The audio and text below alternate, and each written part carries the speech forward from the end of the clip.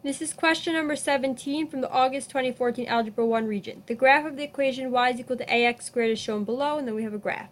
If a is multiplied by negative 1 over 2, the graph of the new equation is. So notice that when we're multiplying y is equal to ax squared, we're multiplying the whole function by negative 1 over 2. So it becomes y is equal to negative 1 over 2 ax squared. We're not just multiplying the x term. If we were just multiplying the x by negative 1 over 2, it would look like this.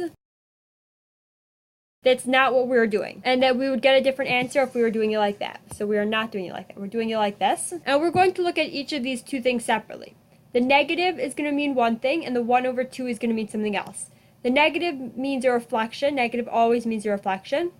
And since we're multiplying the entire function by the negative, not just the x part of the function by the negative, it's a reflection about the x-axis, which means that we're reflecting it over this line over here.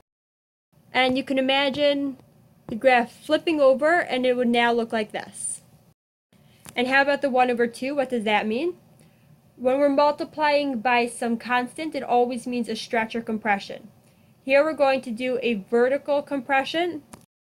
It's vertical because we're multiplying the entire function by 1 over 2, not just the x. And it's a compression because a is greater than 0 and less than 1. So that means that we're pushing it up from over here, and we're pushing it down from over here. This blue graph that I drew, we push it up and down. That means it's getting wider.